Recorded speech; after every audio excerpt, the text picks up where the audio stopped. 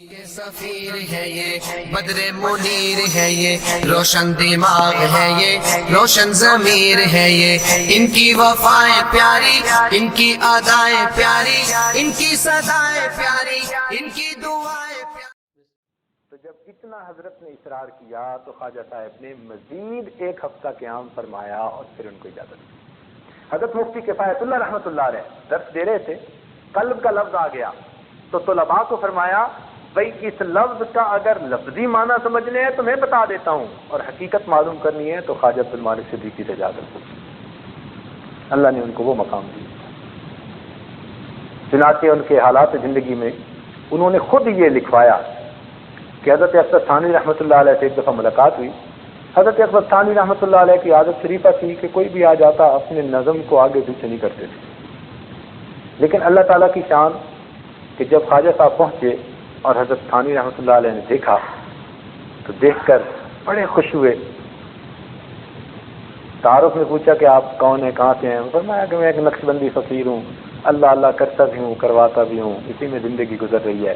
تو ثانوی رحمۃ اللہ اتنے خوش ہوئے کہ ان کو بلایا اور اپنے نظام الاوقات کو منسوخ کرنے کا اس دن اعلان کیا اور پورا دن بمائے مریدین کے حلقے اور ذکر کی شکل میں گزارا۔ اور پھر جب شام کو رخصت کرنے لگے تو مسجد کے باہر جب ان کو رخصت کیا تو وہاں پر فرمایا خواجہ صاحب قیامت کے دن میرا بھی خیال رکھنا۔ یہ حضرت اقدس ثانوی رحمۃ اللہ علیہ کے الفاظ کہ خواجہ صاحب قیامت کے دن میرا بھی خیال رکھنا۔ ان کی بات ہے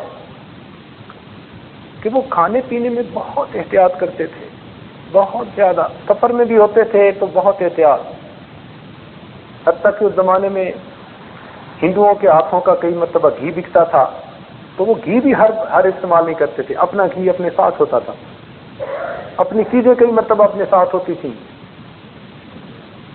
ہر بندے کے گھر کا کھانا بھی نہیں کھاتے تھے، فرماتے تھے بھائی میں معذور ہوں تو میرے عذر کی وجہ سے مجھے معاف فرما دیجیے، میں ہر جگہ دعوت نہیں کھا سکتا، تو ہر چیز کھانے سے مجھے نقصان ہوتا ہے۔ مقصود تو یہ تھا کہ روحانی نقصان ہوتا ہے۔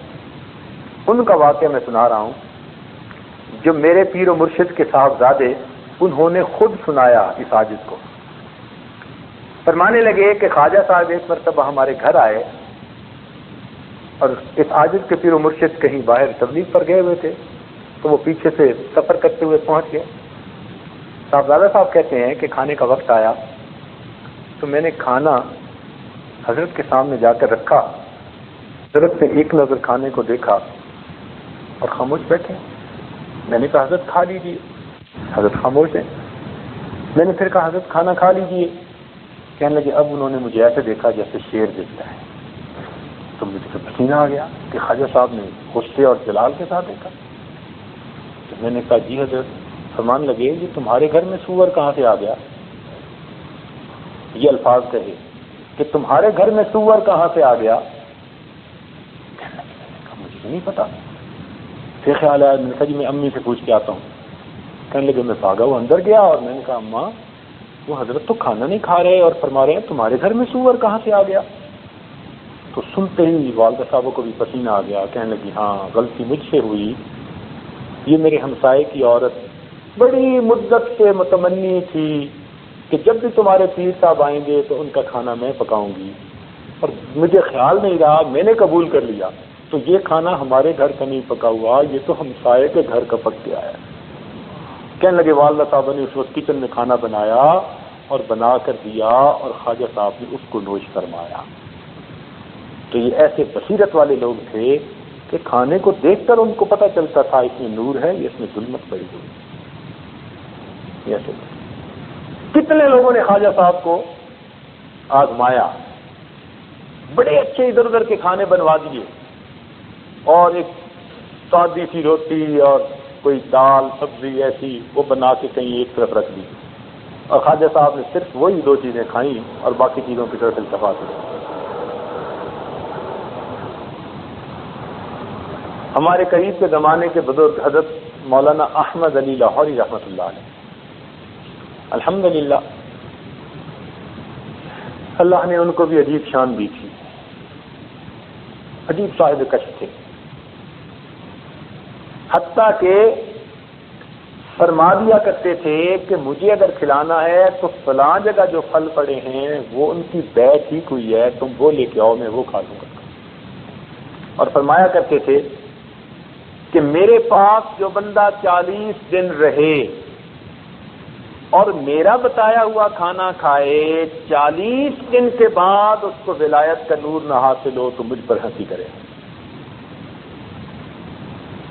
کہتے تھے 40 دن رہو میرے پاس، کھاؤ وہ جو میں بتاؤں گا کہ بھئی یہ کھاؤ یہ کھاؤ یہ کھاؤ۔ فرماتے تھے 40 دن وہ حلال کھانا تمہارے دلوں کے اندر ولایت کا نور پیدا کر دے گا۔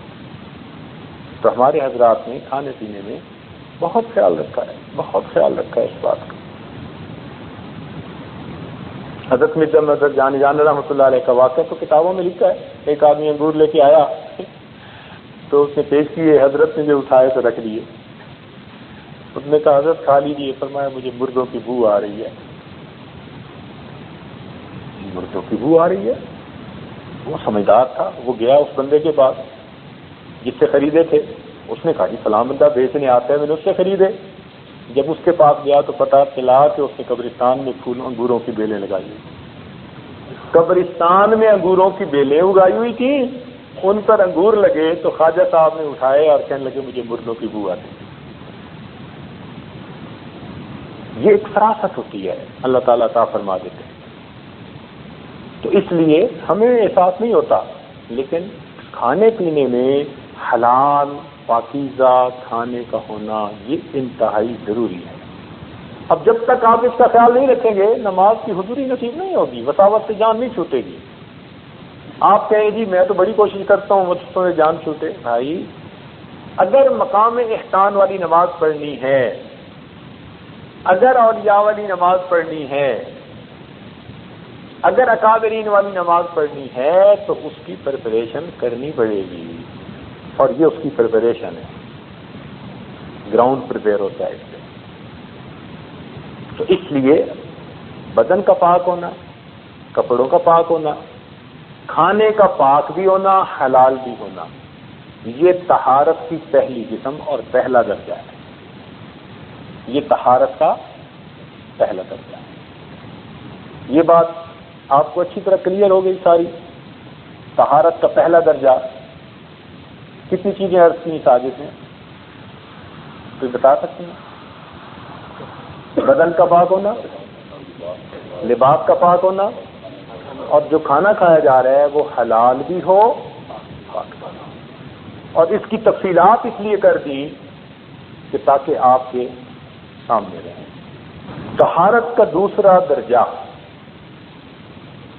اپنے جسم کے اعضاء کو گناہوں سے پاک کرنا۔ طہارت کا دوسرا درجہ کیا ہے؟ جسم کے اعضاء کو گناہوں سے پاک کرنا۔ دیکھیں پہلی جو قسم تھی وہ ظاہری نجاست کے بارے میں تھی، اور اب جو بتا رہے ہیں یہ باطنی نجاست کے بارے میں۔ یہ باطنی نجاست بھی تو ہوتی ہے، تبھی تو فرمایا انما المشرکون نجس، کہ مشرک نجس ہوتے ہیں۔ اب وہ نہا دھو کے بھی غسل خانے سے نکلے پھر بھی نجس، اس لیے کہ نجاست حکمی ہے، سمجھے؟ ایک نجاست ظاہری ہوتی ہے، ایک نجاست حکمی ہوتی ہے۔ تو جب انسان گناہوں کا مرتکب ہوتا ہے تو جس عضو سے گناہ کیا وہ عضو گویا ناپاک ہو گیا، اس پر نجاست لگ گئی۔ اللہ والوں کو اس سے پتہ چلتا ہے۔ اس لیے سیدنا عثمان غنی اللہ عنہ کے پاس ایک آدمی آیا اور راستے میں اس کی نگاہ غیر محرم پر پڑ گئی تھی، تو آپ نے فرمایا ما بالکم، لوگوں کو کیا ہو گیا کہ بے محابہ ہمارے پاس چلے آتے ہیں اور ان کی نگاہوں سے زنا ٹپکتا ہے۔ اللہ تعالیٰ یوں مہربانی کرنا۔ تو اعضاء کو گناہوں سے، یعنی گناہوں سے بچانا۔ جب بھی گناہ کیا گیا کسی عضو سے، بس یوں سمجھیے کہ وہ جسم کا عضو ناپاک ہو گیا، اور اس کے اثرات ہوتے ہیں، بو ہوتی ہے۔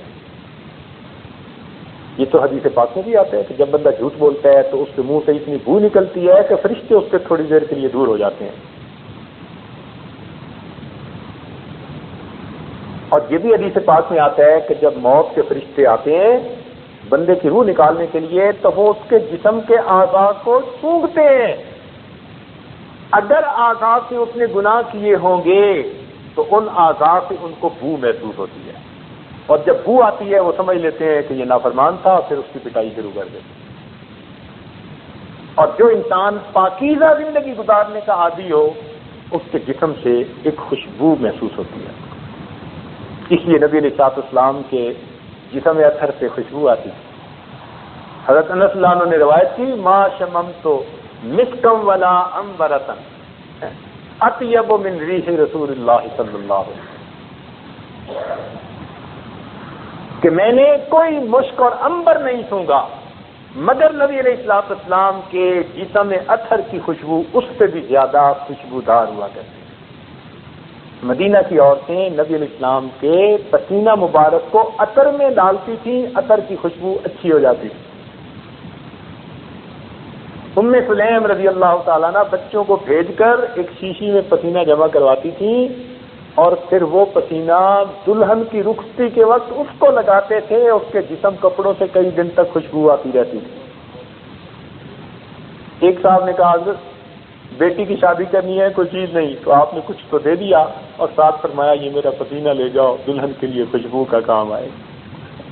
ایسی اس گھر سے خوشبو آتی تھی کہ وہ گھر والے ہی عطر والوں کا گھر مشہور ہو گیا. صحابہ کرام فرماتے ہیں ہم نبی علیہ السلام کو کبھی ڈھونڈنا ہوتا تو جس راستے سے گزرتے اس راستے کی مہک سے اندازہ لگا لیتے تھے اللہ کے محبوب اس طرف گئے ہیں. سبحان اللہ. تو دیکھا جسم سے کیسی خوشبو، اور یہی خوشبو سیدنا صدیق اکبر رضی اللہ عنہ کے جسم سے نکلتی تھی. حضرت عمر رضی اللہ عنہ کی روایت ہے، وہ فرماتے ہیں کہ سیدنا صدیق اکبر کے جسم سے ایسی خوشبو آتی تھی اطیب من ریح المسک، جو کہ مشک کی خوشبو سے بھی زیادہ جو ہے وہ خوشبودار ہوا کرتی. اس لیے اللہ والے چونکہ نیکی کی زندگی گزارتے ہیں ان کے جسموں سے خوشبو محسوس ہوتی ہے. فرشتوں کو بھی خوشبو آتی ہے. اس لیے جو ذکر کرنے والے لوگ ہیں نا قلبی ذکر، وہ فرشتوں کو پتہ نہیں چلتا، ان کو تو اتنا چلتا ہے کہ خوشبو آئی. وہ لکھتے ہیں نام اعمال میں خوشبو آئی خوشبو آئی. اللہ تعالیٰ قیامت کے دن پوچھیں گے بھائی یہ کیا لکھا؟ اللہ خوشبو آتی تھی، پتہ تو نہیں چلتا تھا ہے کیا. اللہ فرمائیں گے کہ میرا بندہ اپنے دل میں مجھے یاد کرتا تھا، ذکر کر رہا ہوتا تھا، اب اس ذکر کا بدلہ میں نے دینا ہے. اللہ اپنی رحمت کے ساتھ ذکر قلبی کا اجر عطا فرمائیں. تو گناہوں کی وجہ سے اعضاء ناپاک ہو جاتے ہیں اور نیکی کی وجہ سے پھر ان کی نجاست ختم ہو جاتی ہے، دھل جاتی ہے. اس کو نجاست حکمی کہتے ہیں. ظاہر میں تو بندہ کافر ہوگا، گورا چٹا ہوگا بدن اس کا، مگر پھر بھی نجس ہے کیونکہ مشرک کو اللہ تعالیٰ نے نجس فرما دیا. تو پہلا درجہ ظاہری بدن، کپڑے، کھانا، ان چیزوں کی نجاست سے پرہیز کرنا، بچنا. اعضاء کو گناہوں کی نجاست سے بچانا، یعنی یہ ذہن میں رکھیں کہ جب بھی غیر محرم پر ہماری بری نظر پڑے گی ہماری آنکھ ناپاک ہوگی. زبان سے جھوٹ نکلے گا ہماری زبان ناپاک ہوگی. ہاتھ سے ہم نے کسی کے حقوق کو غصب کیا، ہاتھ ناپاک ہو گئے. تو جس عذر سے گناہ کر رہے ہیں وہ ناپاک ہے. اب ان